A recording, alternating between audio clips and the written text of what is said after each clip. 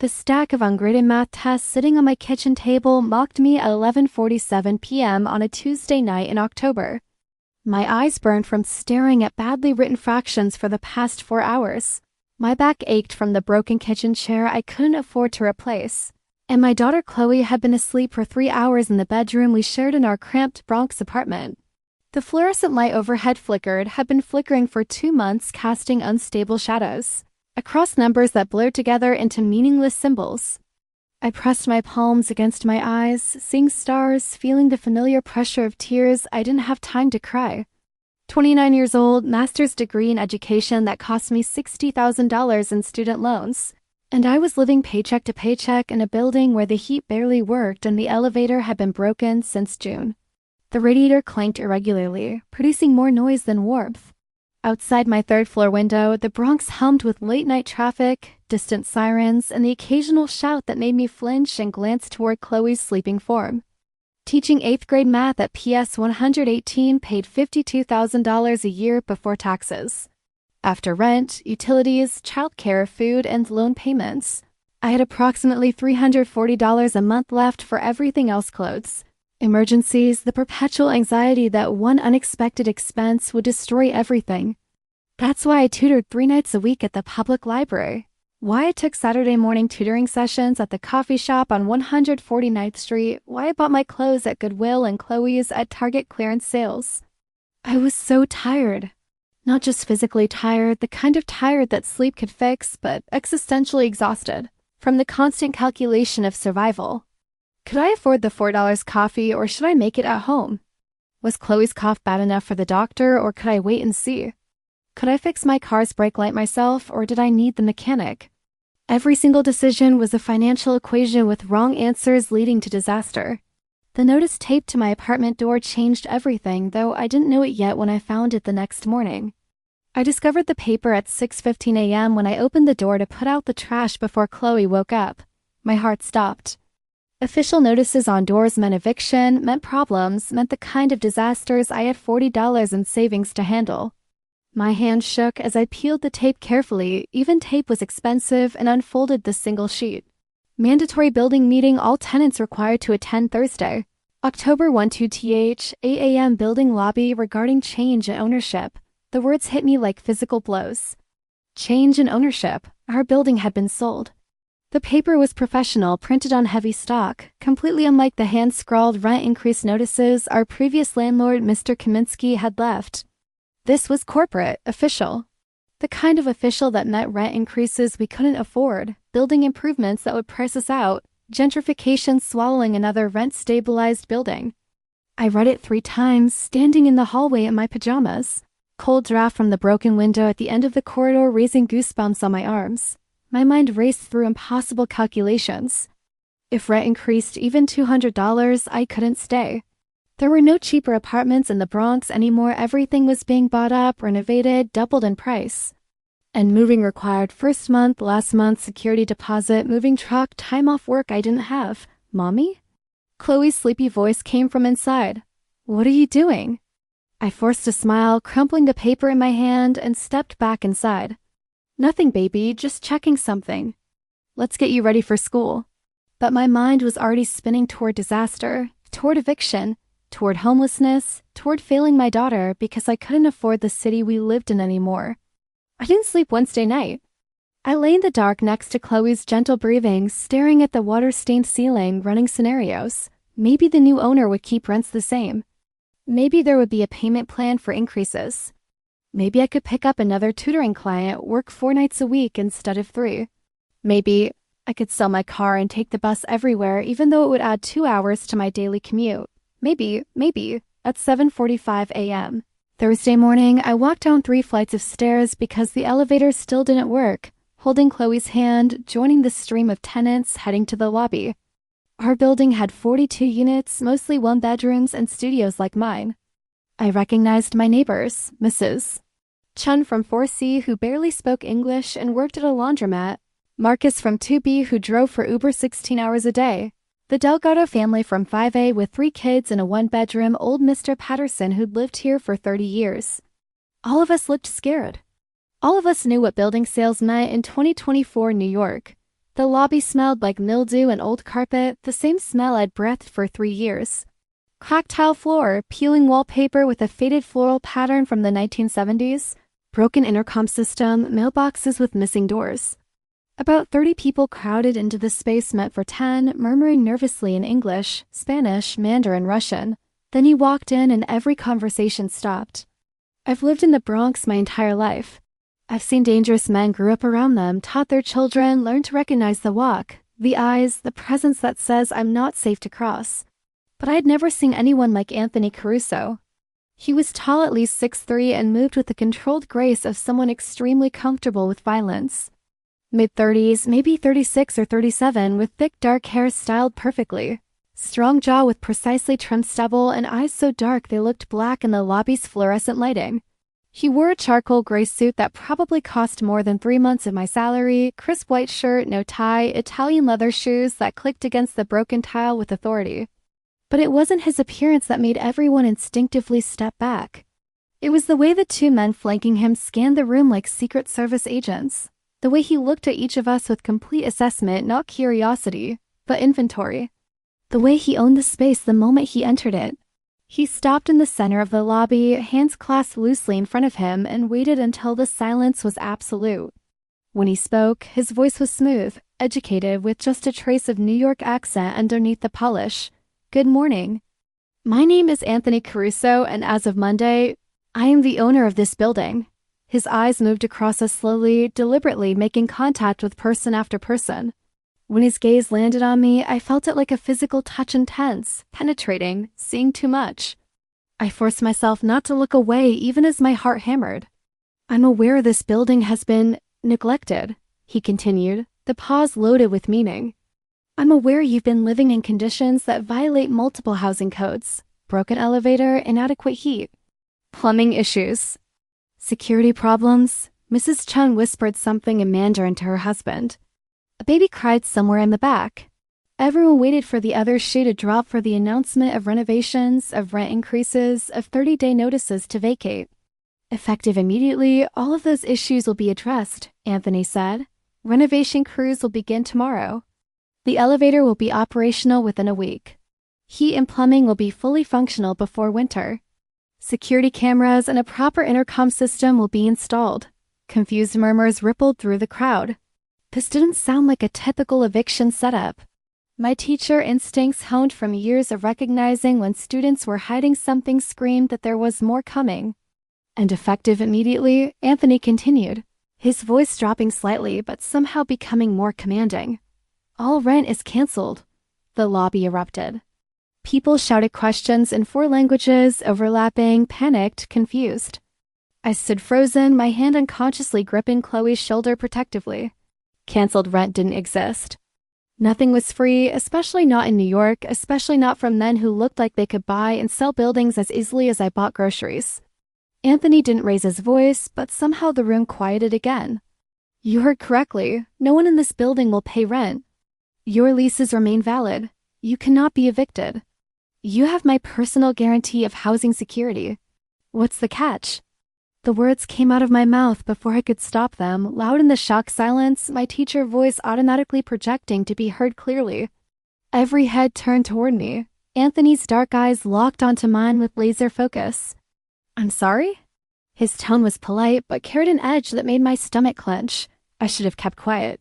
I should have accepted the impossible gift and asked questions never. But 3 years of fighting for my students against an indifferent school system. 5 years total of fighting for survival as a single mother. A lifetime of learning that free things always had prices, all of it pushed words out of my mouth. What's the catch? I repeated, forcing my voice steady despite my shaking hands. Nobody cancels rent out of generosity. What do you want in exchange? You could have heard a pin drop. Mrs. Chen looked horrified. Marcus was shaking his head slightly at me in warning. Mr. Patterson's eyes were wide. But Anthony's expression didn't change, if anything. Something that might have been approval flickered across his face. Your name? He asked. Ashley Morrison. I lifted my chin. 3rd floor. I teach 8th grade math at PS 118, Miss Morrison. He said it like he was filing it away in a mental database. That's an excellent question. The catch, as you call it, is very simple. This building is now under my protection. That means you are under my protection. In exchange, you follow building rules, you maintain your apartments in good condition, and you conduct yourselves appropriately. It was the most civilized-sounding threat I'd ever heard. Under my protection, the classic Mafia phrase that meant you belong to me now. And if we refuse the protection? I asked, even as Marcus grabbed my elbow in warning. Anthony tilted his head slightly, studying me like I was a particularly interesting specimen. No one is forced to stay, Miss Morrison. If you prefer to find alternative housing, you're welcome to do so. But while you live in my building, you live by my rules. The unspoken message was crystal clear. Try to leave and see what happens. This meeting is concluded, Anthony announced to the room, though his eyes stayed on me. Renovation schedules will be posted tomorrow. If you have specific concerns, my building manager will have office hours next week. He paused, then added with deliberate precision, Miss Morrison, please stay behind. My blood turned to ice. Around me, tenants filed out quickly, throwing sympathetic or horrified looks my way. Mrs. Chen squeezed my arm and whispered, "Be careful." Marcus shook his head like I'd just signed my death warrant. In 60 seconds, the lobby emptied except for Anthony, his 2 security men, and me holding Chloe's hands so tightly she whimpered. "Chloe, go upstairs and wait in the apartment," I said, my voice calmer than I felt. "Lock the door. I'll be up in 10 minutes. But Mommy, now, baby, please." She looked between me and the scary men, her 6-year-old instincts recognizing danger, then ran for the stairs. I waited until I heard her footsteps fade before turning back to Anthony. He hadn't moved, hadn't even glanced at Chloe. His complete attention was on me, and it felt like standing in a spotlight that exposed every fear, every vulnerability, every desperate calculation I'd made in 3 years. "You're either very brave or very stupid, Miss Morrison," he said conversationally. "I haven't decided which." "I'm a teacher," I replied, surprised by the steadiness of my voice. "I ask questions. It's what I do." "Fair enough." He gestured toward the back hallway, toward what used to be the building superintendent's apartment. "Walk with me." It wasn't a request. The 2 security men fell into formation, one ahead, one behind, as Anthony led me down the narrow corridor. My heart hammered so hard I could feel it in my throat, but I forced my feet to move, forced my breathing to stay even. Teachers couldn't show fear in front of 8th graders or mobsters. The principle was the same. The super's old apartment had been transformed. Where there used to be a cluttered studio with stained carpet and broken furniture, there was now a temporary office, clean, efficient, almost militaristic. A large desk with 2 laptops, multiple smartphones charging, a filing cabinet, professional office chair. The walls had been freshly painted, new carpet. Functioning air conditioning that made the room actually comfortable for the first time in the building's recent history.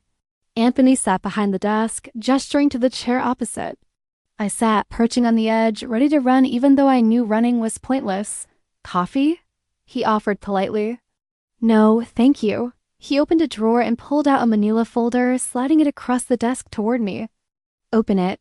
My hand shook as I flipped open the cover. Inside were surveillance photos, dozens of them. Me leaving PS 118 at 10 p.m. after grading papers in my classroom.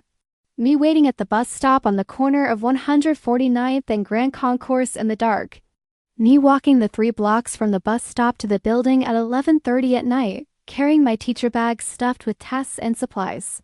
Me coming out of Target with shopping bags. Me at the grocery store. Me picking up Chloe from the daycare center. Every photo was time-stamped and location tagged. Some went back 6 weeks. I looked up at Anthony, horror and fury mixing in my chest. "You've been following me?" "I've been documenting vulnerabilities in my territory," he corrected calmly. "You, Miss Morrison, are a walking disaster waiting to happen." "Excuse me?" He leaned back in his chair, steepling his fingers. "You work until 10 or 11 p.m. regularly in one of the most dangerous neighborhoods in the Bronx. You take public transportation alone at night. You walk 3 blocks in the dark on streets with broken streetlights, carrying bags that advertise you're a woman alone. You do this 4, sometimes 5 nights a week. I have to work," I said through gritted teeth. "Some of us don't have choices." "Everyone has choices, Miss Morrison. You've been making survival choices. Now you have better options." I stood up abruptly, chair scraping against the new carpet. "I don't need your protection." I've been fine for 3 years. You've been lucky for 3 years. His voice hardened. Luck runs out. 3 weeks ago, a woman was assaulted 2 blocks from here at 11 p.m. Same route you walk, similar profile. She's still in the hospital. The information hit me like cold water. I hadn't heard about it, hadn't had time to watch the news, hadn't had time for anything except surviving. Why do you care? I asked, hating how my voice shook slightly. Anthony stood, moving around the desk with predatory smoothness, stopping a few feet from me. Up close, he was even more imposing. I'm 5'6", and he towered over me, but somehow the height difference didn't feel threatening. It felt protective in a way that made me deeply uncomfortable. I care, he said quietly, because this is my territory. Everyone in this building is now under my jurisdiction. That means I know everything about you. I know you're a single mother who's been divorced for 2 years. I know your ex-husband pays minimal child support when he feels like it. I know you have $8,000 in credit card debt from buying school supplies for your students because the district doesn't provide adequate materials. I know you skip meals to make sure Chloe eats well. I know you haven't bought yourself new clothes in over a year. I know you're drowning, Ms. Morrison. Tears burned in my eyes. Having my entire desperate life laid out clinically was worse than any threat. That's none of your business. It became my business when I bought this building specifically because it was full of vulnerable people being exploited. He reached up and I flinched involuntarily, but he just ran a hand through his hair in what seemed like frustration. I don't allow predators to hunt in my territory. That includes negligent landlords, criminals looking for easy targets, and the systemic bullshit that makes a teacher with a master's degree live in poverty. So what, you're Robin Hood now? The sarcasm came out bitter. His laugh was short and humorless. No, Ms. Morrison, I'm not Robin Hood. I'm a very dangerous man who protects what belongs to him. And this building, everyone in it now, belongs to me. I don't belong to anyone, I said, lifting my chin even as fear made my knees weak. Semantics. He moved back to his desk, pulling out another folder. Your rent is paid. Your credit card debt will be cleared by Monday. Chloe's daycare tuition is covered for the year. Your car needs new brakes that will be handled this weekend. Stop. I held up a hand, feeling like I was drowning. Stop. You can't just... I don't accept this. Any of it. It's not optional. His tone became hard, final. You can be angry about it. You can fight me on the details. But you will accept it because the alternative is watching you get hurt or killed being stubborn, and I don't allow that in my territory. Why? The question came out as a mere whisper. Why me specifically? There are 42 units in this building. Why are you sitting here telling me this?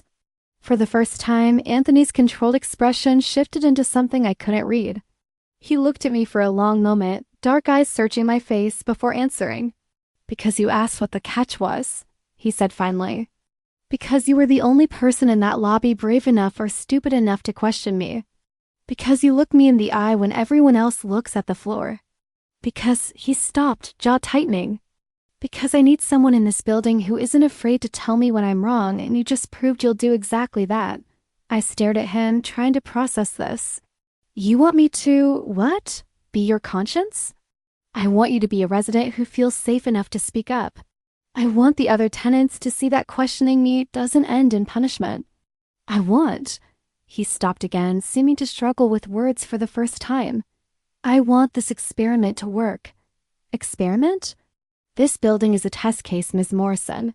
If I can take a neglected property full of vulnerable people and turn it into a safe, stable community, I can replicate it. I can protect more territory, more people. But it only works if the residents trust the protection. And they'll only trust it if someone like you, someone smart, skeptical, and brave trusts it first. It was the most honest thing he'd said, and somehow that made it more terrifying. This wasn't just about me or even about this building. I was supposed to be a proof of concept for a mafia boss's social experiment. And if I refuse? I asked. If I pack up and leave tonight? Then you leave. He said it simply. I won't stop you, won't threaten you, won't punish you. But I will replace your brake line before you go because I don't let people drive to their deaths if I can prevent it. And I will make sure your next landlord isn't connected to anyone who would use your vulnerability against you. It should have sounded like a threat, but it sounded like a promise. I closed my eyes, fighting the urge to cry from exhaustion and confusion and the sheer overwhelming nature of this conversation. When I opened them, Anthony was watching me with an expression that might have been concern. "I need to think," I said finally. "Take your time." "You have—" He glanced at his watch, an elegant piece that probably cost more than my car. "Approximately 12 hours before the first renovation crew arrives tomorrow morning. They'll start with the elevator and heating system. If you're still here, you're accepting the terms. That's not enough time to pack and find a new place," I protested. "I know," he smiled, and it wasn't cruel, it was knowing.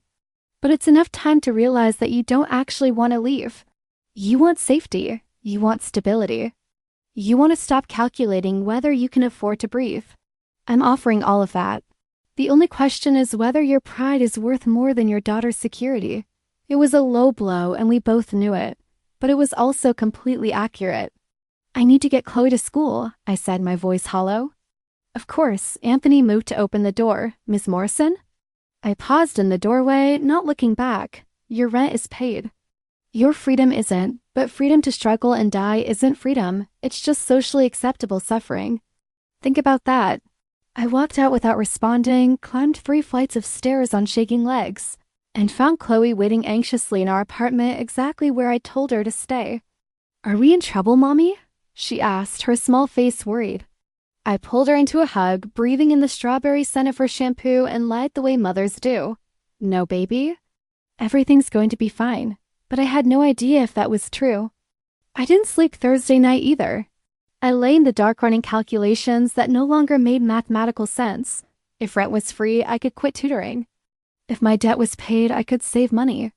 If Chloe's daycare was covered, I could maybe only work 1 job instead of teaching plus 3 tutoring sessions weekly. If my car was fixed, I wouldn't have to worry about it dying on the highway. The numbers added up to freedom, the real kind, not the struggling kind. But the cost was accepting protection from a man who owned my building, who had surveilled me for weeks, who spoke about me belonging to his territory like it was a simple fact. The cost was becoming complicit in whatever dark business funded his generosity. The cost was teaching Chloe that sometimes you accept help from dangerous people because the alternative is worse. At 6 a.m. Friday morning, I heard the trucks arrive. Heavy equipment, male voices coordinating, the sound of renovation beginning. I got up, made coffee in my ancient coffee maker, and watched from the window as workers unloaded supplies, as Anthony's security team directed traffic, as my impossible situation became real. By 7 a.m., workers were replacing the elevator machinery. By 8 a.m., someone knocked on every door distributing notices about renovation schedules, noise expectations, and a phone number for the new building manager. By 9 a.m., after I dropped Chloe at school, I returned to find my apartment door marked with a notation for plumbing inspection next week. I hadn't said yes, but I hadn't left. And apparently that was answer enough. Freddie at school was a blur. I taught quadratic equations to 8th graders who didn't care, mediated 3 fights between students, and stayed late grading because I couldn't face going home to a building being transformed by Mafia money. By the time I left at 9 p.m., I was exhausted enough that I almost didn't notice the black SUV idling in the school parking lot. Almost. My teacher instincts, the same ones that could spot a student with a weapon from across a cafeteria, recognized danger immediately. The SUV was too expensive for this neighborhood, too clean, windows too dark. I gripped my bag and walked quickly toward my car, keys ready in my hand like I'd learned in the self-defense class I'd taken 3 years ago. The SUV's passenger door opened. A man in a dark suit stepped out, and I recognized him from the lobby meeting, one of Anthony's security team. "Ms. Morrison?" He nodded respectfully. "Mr. Caruso asked me to make sure you got home safely." "I don't need an escort," I said, my voice sharper than I intended. "Noted, but I have my instructions." He gestured toward my car. "Please drive safely." "I'll follow at a distance." It should have felt intrusive, controlling, suffocating. But as I drove through dark Bronx streets, alone streets where a woman had been assaulted 3 weeks ago, streets I'd driven 1,000 times with my heart in my throat, the headlights behind me felt less like surveillance and more like safety. I hated that I felt that way. Hated that Anthony had been right about how vulnerable I was. Hated that protection felt good when it came from a man who'd bought my building and my freedom in the same transaction. But I couldn't deny the relief. The building when I arrived was transformed in just one day. The lobby lights were bright, actually bright, not flickering fluorescent. The floor had been cleaned, exposing tile that wasn't actually supposed to be gray. The elevator door had a sign, repairs in progress, operational Monday. Workers were still present at 10 p.m. installing new security cameras in the hallway. I climbed 3 flights, unlocked my apartment, and found Mrs. Chen had watched Chloe as arranged. My neighbor looked at me with worried eyes. "Be careful, Ashley," she whispered in her heavily accented English as she gathered her things. "Free things have expensive prices." "I know," I replied, but I'd already accepted the first payment. That weekend, my car was fixed. I didn't ask for it, didn't authorize it. Saturday morning, I found a note on the windshield: brakes, oil change, tire rotation complete. No charge. And a business card for an auto shop in Little Italy with a phone number I knew better than to call. My credit card balances showed 0 on Sunday, $8,000 gone. My email had a notification from the daycare center: account paid in full through December. I sat at my kitchen table staring at numbers that meant freedom from the calculations that had ruled my life for years. Chloe asked why I was crying. I told her they were happy tears. Monday morning, the elevator worked. I wrote it down for the first time in 3 years, holding Chloe's hand, feeling the smooth mechanical hum of properly maintained equipment. In the lobby, I found Anthony standing with a clipboard, surveying the renovation progress like a general inspecting troops. Our eyes met across the space. He didn't smile, didn't nod, didn't acknowledge me except for the slightest inclination of his head that said, "You're still here." I nodded back fractionally. "I'm still here." And just like that, I accepted the terms I didn't fully understand, signed a contract I'd never seen, and sold my freedom for the price of safety. Or maybe I bought my freedom for the first time in my life. I didn't know which scared me more. The building's transformation continued like watching time-lapse photography of a flower blooming.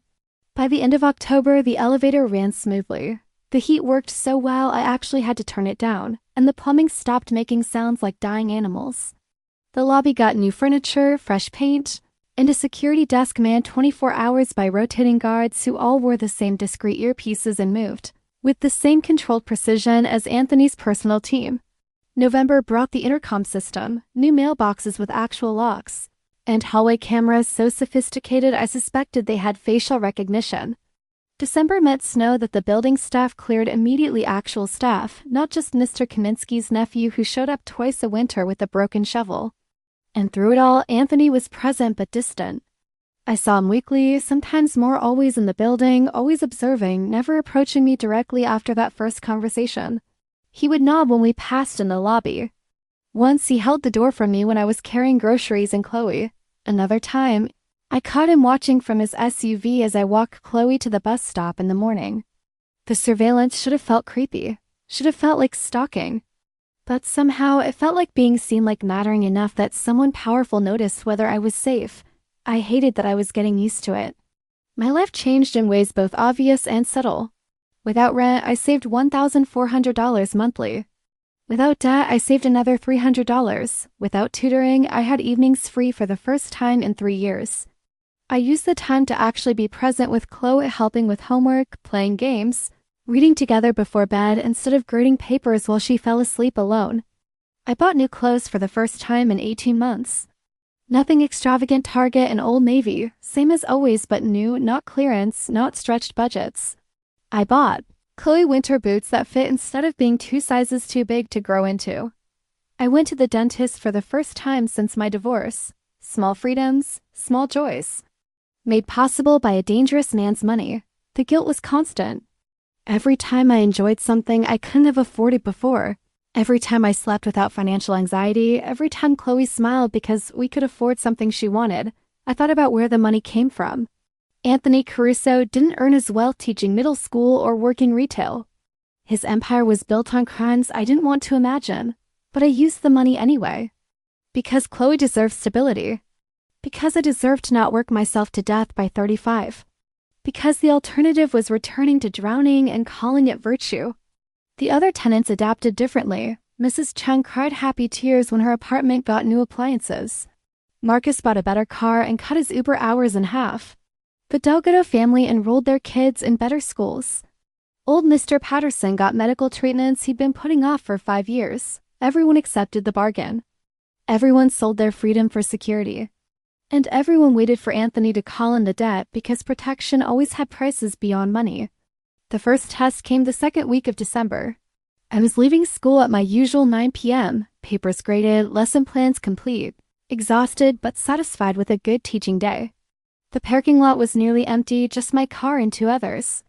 The December cold bit through my coat as I fumbled with my keys, breath fogging in the frigid air. I didn't see the man until he was 10 feet away. "Excuse me, miss?" He was youngish, maybe 25, wearing clothes that didn't quite fit the cold hands and pockets. "You got the time?" Every self-defense instinct I had screamed danger. Empty parking lot. Late night. Man approaching alone, hands hidden. I gripped my keys tighter, metal between my fingers like claws, and stepped backward toward my car. "Sorry, I don't," I said firmly, teacher voice activating. "Have a good night." "Come on, don't be like that." He moved closer and I saw his eyes dilated, unfocused, dangerous. "Just trying to be friendly." My hand found the car door handle. "I need you to step back. Now." He laughed, not a friendly sound. "Or what? You gonna—" Headlights flared across the parking lot, blinding bright. A black SUV I recognized immediately pulled up between me and the stranger with precision that suggested the driver had done this maneuver many times. The door opened and Anthony stepped out with movements that were almost casual but carried the promise of immediate violence. He didn't even look at me. His entire focus was on the man who'd approached me, and the temperature seemed to drop 20 degrees from his expression alone. "Walk away," Anthony said quietly. Just 2 words, but they contained multitudes of threat. The stranger took one look at Anthony's face, at the SUV, at the obvious display of power and danger, and ran. Actually ran across the parking lot and disappeared into the darkness. Anthony watched him go, then finally turned to me. I was shaking adrenaline, cold, delayed fear, relief all mixing together until my teeth chattered. "You okay?" he asked, voice gentler than I'd ever heard it. I nodded, not trusting my voice. "Get in your car. Lock the doors." "I'll follow you home." "How did you—" I started. "School parking lot cameras." He gestured vaguely. "I monitor high-risk locations in my territory. When I saw someone approaching you, I came." He said it like it was obvious, like of course he watched me constantly, like of course he'd drop everything to make sure I was safe. I should have been angry about the surveillance, should have protested the invasion of privacy, should have demanded he stop tracking my every movement. Instead, I heard myself say, "Thank you." His expression shifted into something I couldn't read: surprise, maybe, or satisfaction. "Drive safe, Ms. Morrison." I got in my car with trembling hands, waited for my heart rate to slow, and drove home with Anthony's headlights in my rearview mirror the entire way. When I pulled into the building's parking area, now well lit and monitored, he waited until I was safely inside before driving away. That night, tucking Chloe into bed, I thought about the man in the parking lot. About how many times I'd walked to my car alone in the dark before Anthony bought the building. About how many close calls I probably had without even knowing it. About how freedom to be vulnerable wasn't actually freedom at all. Christmas approached and the building transformed again, this time with decorations I suspected Anthony funded but would never admit to. Tasteful lights in the lobby, a real Christmas tree with ornaments, garland on the stairway railings. The building felt like a community for the first time since I'd moved in. Anthony hosted a building-wide Christmas party the weekend before the holiday. Catered food, real catering, not pizza delivered from an Italian restaurant in Little Italy. Gifts for every child in the building. A professional sauna who gave each kid exactly what they'd asked for, suggesting someone had done serious research on 42 families. Chloe got the art supply set she'd been wanting for months, the expensive one I told her we'd have to wait for. She squealed with delight, hugging Sana with pure 6-year-old joy. I watched from across the lobby and caught Anthony's eyes. He was standing against the wall, observing his creation with an expression that might have been contentment. He nodded at me, I nodded back. And in that moment, I understood what he'd built, not just a building or a protection racket, but a community of people who'd been invisible to everyone else. People the system had failed. People he decided belonged to him and therefore deserved care. It was twisted. It was beautiful. It was both simultaneously. Later that evening, as the party wound down and tenants returned to their apartments full of food and gifts and unexpected joy, I found Anthony supervising the cleanup crew. He looked tired not physically, but emotionally, like hosting happiness was exhausting when you weren't used to it. Mr. Caruso, I said, approaching him with the careful respect I'd learned to use. Thank you for all of this. Chloe is thrilled. Good. He smiled slightly, a real smile that transformed his face from dangerous to almost handsome. That was the goal. Why do you do this? I asked impulsively. The building, the protection, the gifts, why does it matter to you? He was silent for a long moment, watching workers fold tables, then answered with more honesty than I expected. Because I was one of those kids once, Ms. Morrison. The ones who don't get gifts, who go to bed hungry. Who learn early that the world doesn't care if they live or die. He met my eyes. I can't fix the whole world, but I can fix 42 apartments. I can make sure 42 families have what I didn't. It was the most personal thing he'd ever shared, and it recontextualized everything. The surveillance wasn't control, it was hypervigilance born from childhood trauma. The protection wasn't ownership, it was preventing others from experiencing what he had. The entire operation was one powerful man's therapy project, using criminal money to create the safety his younger self had needed. I searched for words. That's actually really beautiful in a completely fucked up way. He laughed, genuinely laughed, and it made him look younger. That's probably the most accurate description of my entire life, Miss Morrison. Ashley, I said. You've been monitoring my parking lot security for months and paid off my credit cards. You can call me Ashley. Ashley. He tested the name, and I liked how it sounded in his voice, rough and smooth simultaneously. Then you should call me Anthony. I don't think I'm ready for that level of informality, I admitted. You're still kind of terrifying. Good. His expression became serious again. You should be cautious. I am dangerous, Ashley. Just not to you. The intensity of his gaze when he said my name made breath catch. There was something there, something beyond protection, beyond landlord and tenant, beyond any relationship that made sense. An attraction that was completely inappropriate and undeniable. I stepped back, breaking the moment. I should get Chloe to bed. Thank you again for the party. Merry Christmas, Ashley. Merry Christmas, Mr. Caruso. I said it deliberately, reestablishing boundaries, and saw him recognize the retreat for what it was. He nodded once, accepting the distance I needed, and turned back to supervising cleanup.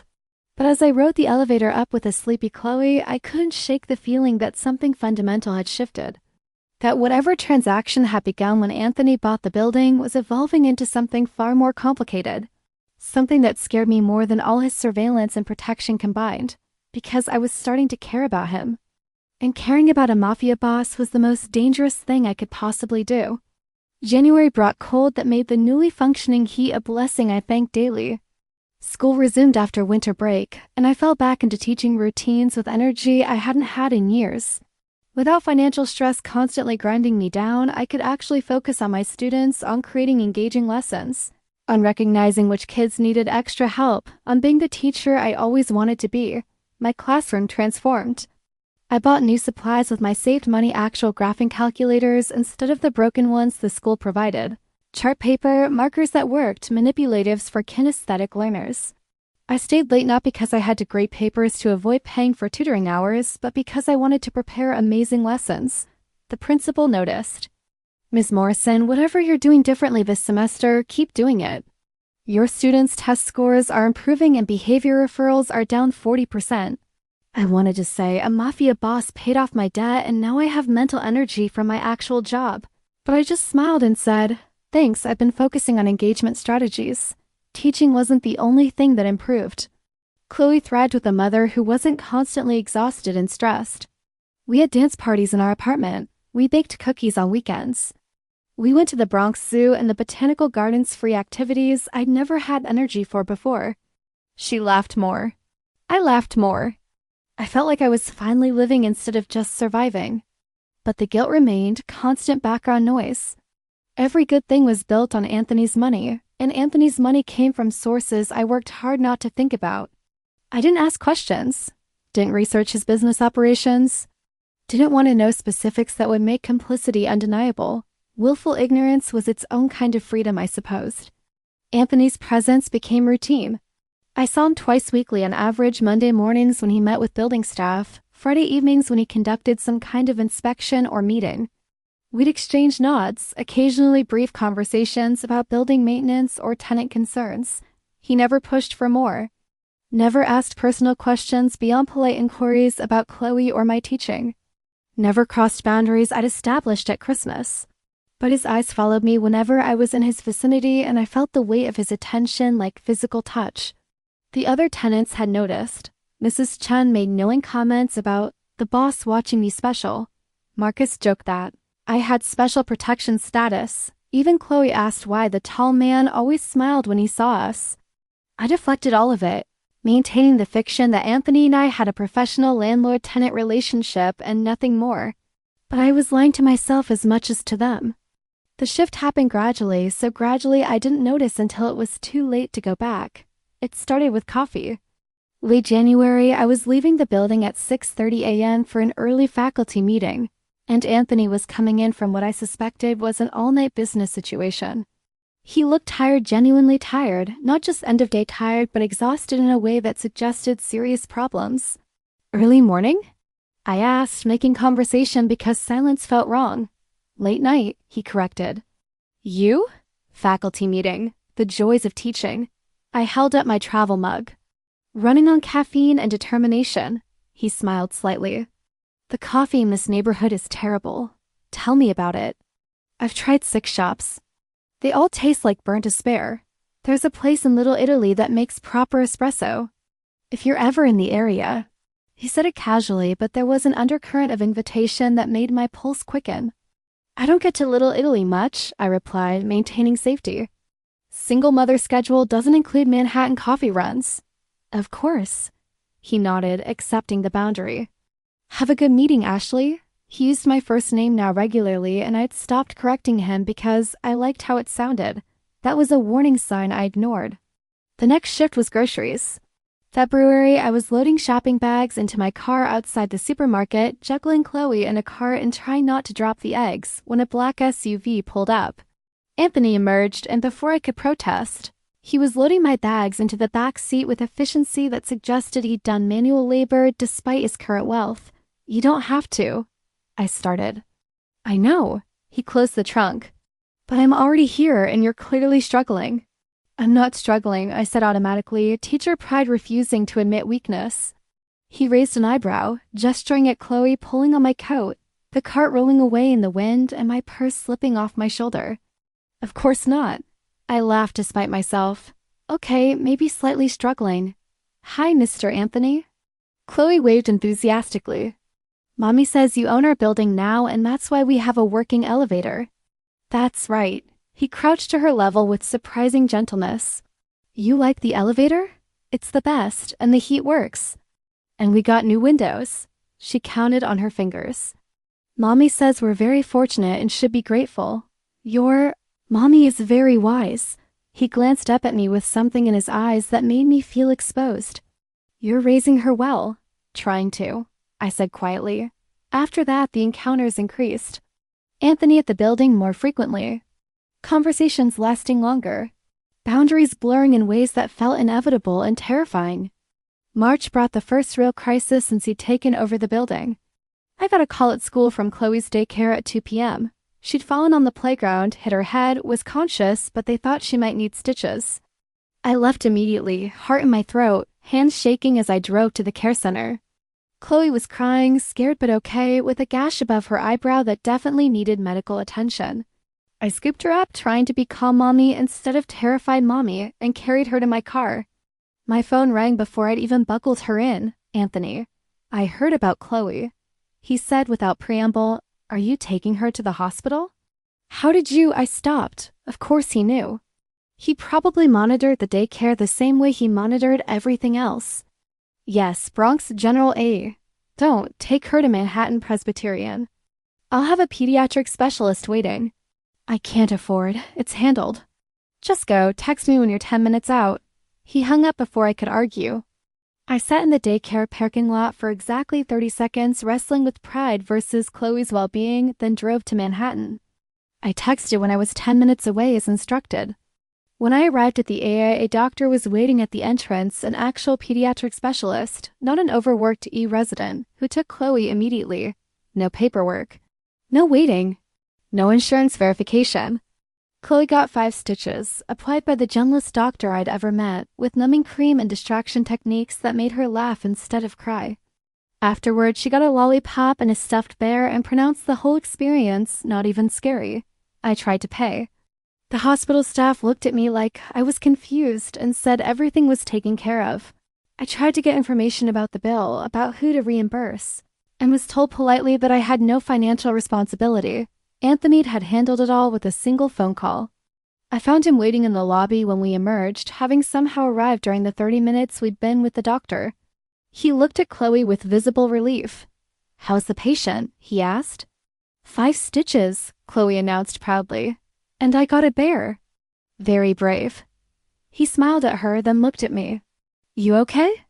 I nodded, not trusting my voice, emotions too close to the surface. He'd dropped everything, whatever mafia business he'd been conducting, and come to make sure we were safe. Had arranged specialist care with one phone call. Had paid for everything without question or expectation of repayment. "Thank you," I whispered. "Always," he said, and it sounded like a promise that extended far beyond hospital bills. In the parking garage, while Chloe explained about her adventure to anyone who would listen, Anthony walked us to my car with a hand hovering protectively at my back, not touching, just present. "You scared me," he admitted quietly. "When I got the call about Chloe, He stopped, jaw tight. "I don't get scared often anymore, but I was terrified." "Why?" I asked, genuinely confused. "She's not your responsibility." He looked at me with an intensity that stole my breath. "Yes, she is. You both are." And there it was, the truth we'd been dancing around for months. This wasn't just protection anymore. This was personal. This was Anthony caring about me and Chloe beyond any business arrangement, beyond any territory protection, beyond any transaction. This was something that could destroy us both. "Anthony," I started. "I know." He cut me off gently. "I know this is complicated. I know I'm not." He gestured vaguely at himself. "Appropriate. I know you should run far away from me. But I can't stop caring about whether you're safe, whether Chloe's okay, whether you're happy." "This is a bad idea," I said, but I didn't move away. "Terrible idea," he agreed. "But that doesn't make it less true." Chloe called from the car, breaking the moment, and Anthony stepped back with visible effort. "Get her home safe," he said. "I'll see you Monday." I drove away, looking in the rearview mirror at him standing in the parking garage, hands in pockets, watching until we were out of sight. And I knew with absolute certainty that I was falling for a man who'd bought my building and told me my freedom wasn't mine anymore. The irony was that I'd never felt more free in my life. April brought spring, flowers blooming in window boxes Anthony had installed on the building, and a tentative warmth between us that felt dangerous and inevitable simultaneously. We fell into patterns that looked like friendship but felt like more. Anthony started timing his building visits to coincide with when I returned from school. We'd talk in the lobby about my day, about Chloe, about neighborhood changes, about everything except his business. 20-minute conversations that stretched to 40, to an hour, both of us finding reasons not to leave. He met Chloe for real, not just passing waves, but actual conversations.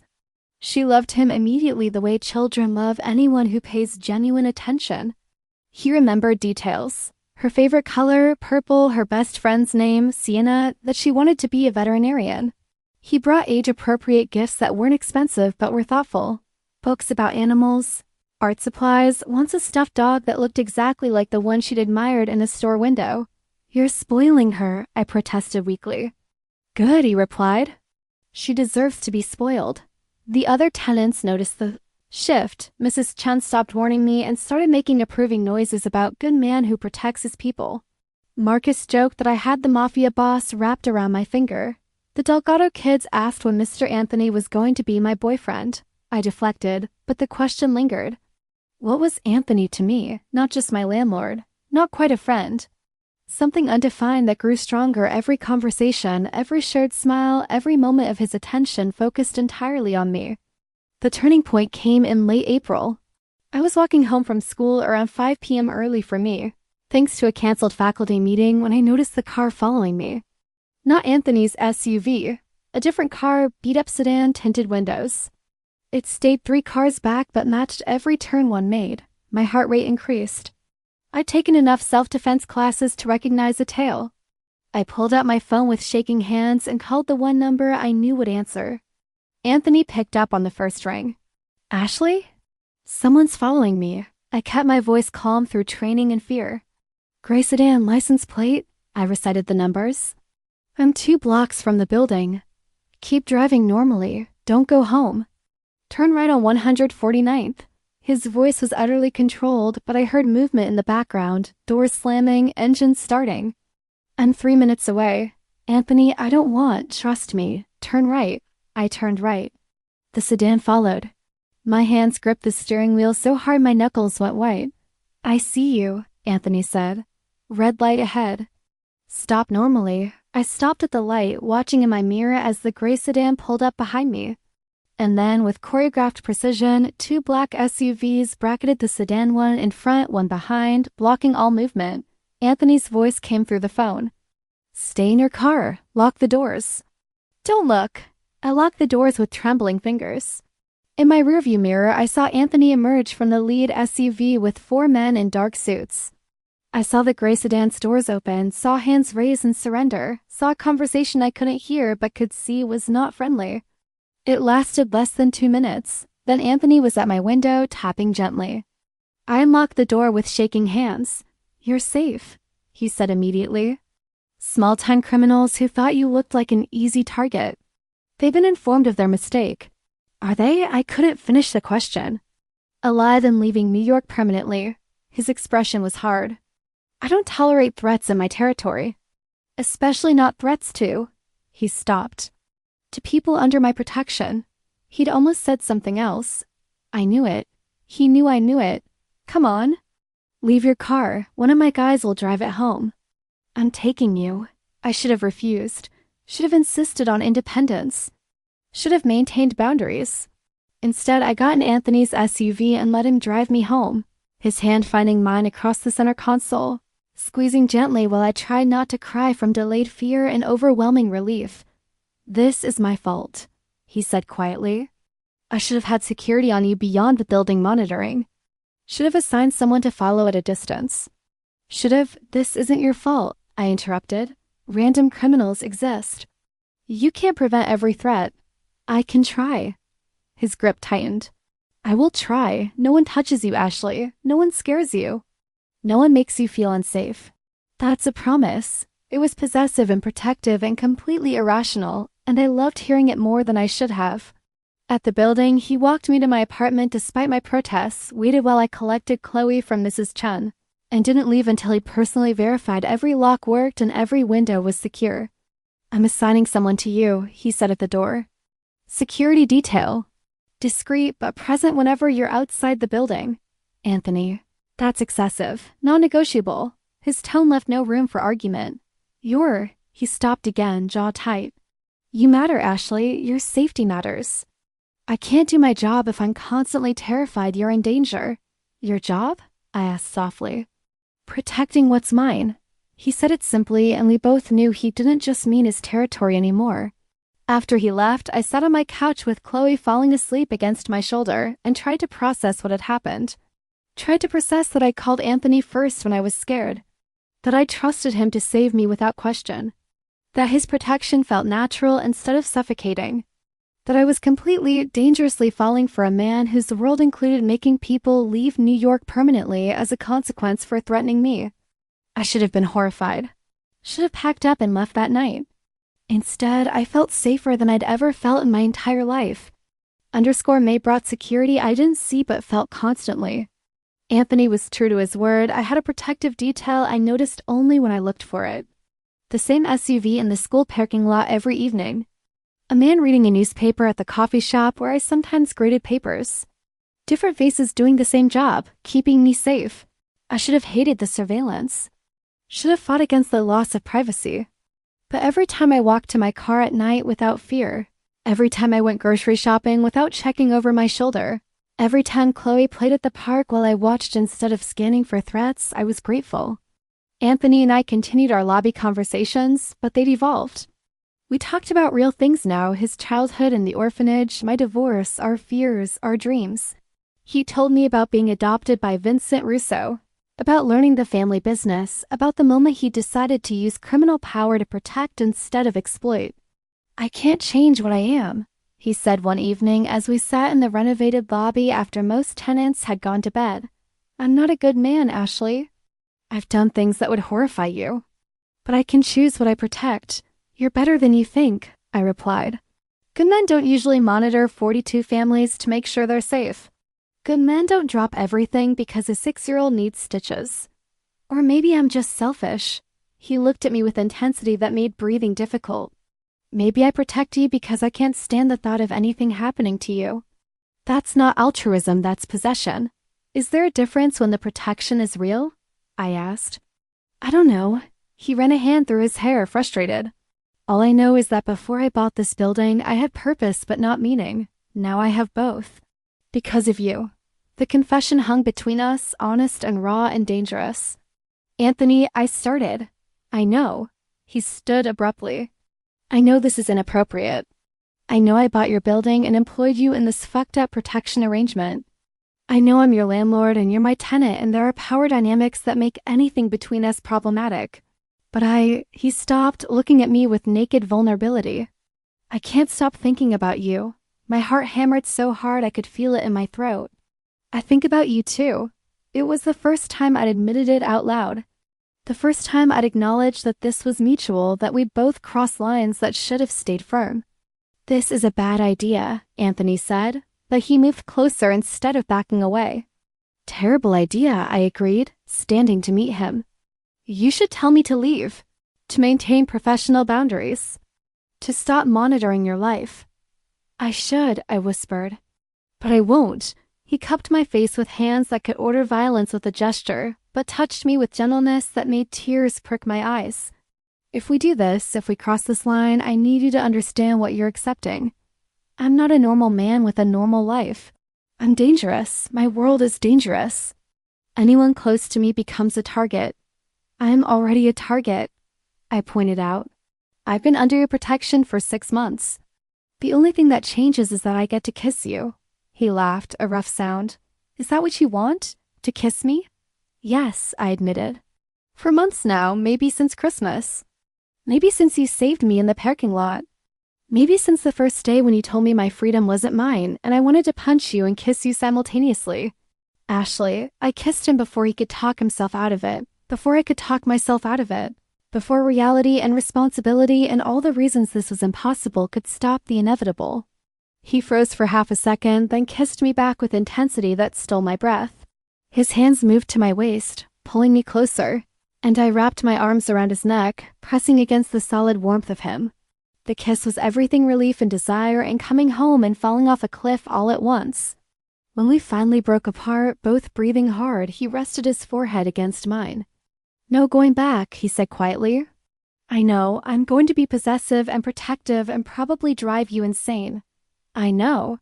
And you still want this? I pulled back enough to meet his eyes. I want you. All of you. The protective security detail and the Mafia business. I don't ask about in the way you care about 42 families like they're your personal responsibility. I want the man who remembered Chloe's favorite color and arranged specialist care with. One phone call and looks at me like I'm the most important person in your world. You are, he said simply. You and Chloe, you're everything, Ashley. We kissed again, slower this time, savoring instead of desperate. When we finally separated, he held me close, one hand in my hair, the other at my waist, like he was afraid I'd disappear. I should go, he said without moving. It's late. Chloe will wonder where you are. She's asleep at Mrs. Chen's. I have another hour. Dangerous words. Teacher. But he smiled and it transformed his face from intimidating to beautiful. We spent the next hour talking quietly in the lobby, sitting close, his arm around me, my head on his shoulder. We discussed logistics, how to navigate this relationship with a 6-year-old, with building tenants, with his business associates. We made promises about honesty and boundaries and taking things slowly for Chloe's sake. But we both knew the truth. We'd already fallen. Everything else was just details. When I finally went upstairs to collect Chloe, Mrs. Chen looked at my face and smiled knowingly. "About time," she said in her accented English. "Boss is good man." "You deserve good man." "He's a complicated man," I corrected. "All good men are complicated. Simple men are boring." She patted my hand. "You be happy now. You deserve happy." Maybe I did. Maybe after years of struggling and surviving and sacrificing, I deserved happiness even if it came wrapped in danger and moral ambiguity and a mafia boss who bought my building and told me my freedom wasn't mine. Because the truth was, I'd found more freedom in Anthony's protection than I'd ever had in independence. And that realization didn't scare me anymore. June brought changes that were both subtle and profound. Anthony and I navigated our relationship with care, keeping it private from building tenants, carefully introducing the shift to Chloe as Mr. Anthony and Mommy are becoming close friends. Chloe, with 6-year-old wisdom, saw right through it. "You mean he's going to be your boyfriend like Emma's ma has a boyfriend?" "Something like that," I admitted. "Cool, can we go to his house? Does he have a pool? Can I call him Anthony instead of Mr. Anthony?" Anthony, when informed of these questions, laughed harder than I'd ever heard and invited us to Sunday dinner at his home in Westchester. The house was exactly what I expected: massive, elegant, secured like a fortress, and somehow still warm. Anthony gave Chloe a tour that carefully avoided the parts of the house connected to business, showing her the pool. Yes, he had a pool, the media room, and the library that made her eyes go wide. "You have so many books," she exclaimed. "You can borrow any you want," Anthony said seriously, "as long as you promise to take care of them." She nodded solemnly, already pulling volumes off shelves, and Anthony caught my eyes over her head with an expression of such tenderness it made my chest ache. Dinner was prepared by his actual staff, including a chef, but Anthony insisted on serving us himself, sitting at the kitchen island instead of the formal dining room, making it feel like family instead of intimidating wealth. Later, after Chloe fell asleep in the media room watching movies, Anthony and I sat on his back terrace overlooking the property, his arm around me, wine glasses in hand, talking about everything and nothing. "I never thought I'd have this," he said quietly. "Family dinners. A child falling asleep in my house. Someone who knows what I am and chooses me anyway. What you are is a man who protects people," I replied. "What you do to fund that protection is complicated, yes. But who you are is good. You don't know what I've done, Ashley. I know enough. I know you've made choices I wouldn't make. I know your business involves things that are illegal and probably violent. But I also know you bought a building full of vulnerable people and made their lives better. I know you dropped everything when Chloe got hurt. I know you look at me like I'm precious." I turned to face him. "I'm choosing you with my eyes open, Anthony. Stop waiting for me to run." He kissed me with desperate intensity, like he still couldn't quite believe I was real, that I was choosing him, that this was happening. When we finally came up for air, he pulled back just enough to see my face. "Move in with me." I blinked, startled. "What? Move in?" "You and Chloe. This house is too big for one person. There's a bedroom perfect for her. Private school nearby, space for your books and lesson plans. Security better than anything I can provide at the building." He spoke faster, like he was afraid I'd cut him off. "I know it's fast. I know we've only been officially together for a month, but Ashley, you're already in my life. You're already the first person I think about every morning and the last person I think about every night. I want you here, permanently, Anthony. If it's too fast, I'll wait. If you need time, take it. But I need you to know that this isn't casual for me. You and Chloe are my family now. And I want my family home." It was too fast. It was crazy. It was moving from protected tenant to mafia wife in 6 months. "Yes," I said. He stared at me. "Yes, yes, we'll move in. Yes, I want this. Yes, I'm all in on this completely insane relationship." I laughed at his shocked expression. "I'm a single mother who teaches middle school math. I'm not impulsive, but I'm also practical. This relationship only works if we're fully committed. Halfway doesn't make sense with your life. So yes, let's do this properly." He kissed me again, and I tasted relief and joy and something that might have been love, even though we hadn't said the words yet.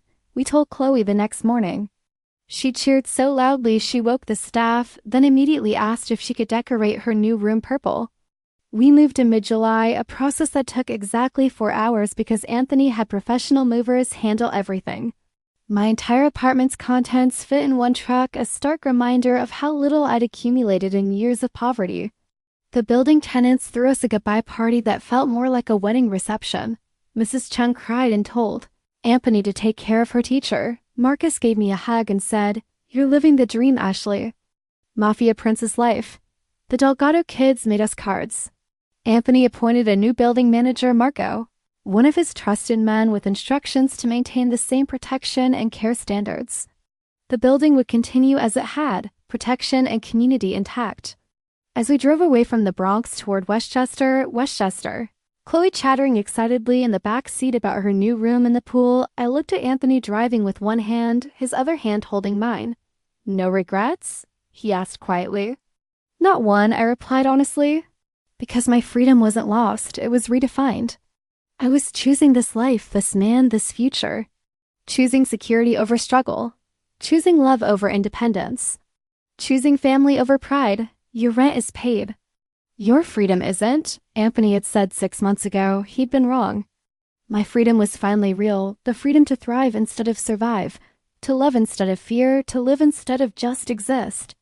And that was worth more than any price I paid. I stood in the building lobby, Anthony's original building in the Bronx, watching the dedication ceremony for the new community center he'd funded. 42 families had become 200 as Anthony systematically bought and renovated buildings across the North Bronx, creating a protected territory where vulnerable people could live without fear. Chloe played with the Delgado kids on the new playground while Anthony spoke with city officials, all carefully oblivious to how this community improvement project was funded. I'd learned not to ask questions I didn't want answered. Teaching continued. I still worked at PS 118, still taught 8th grade math, but now I did it from passion instead of necessity.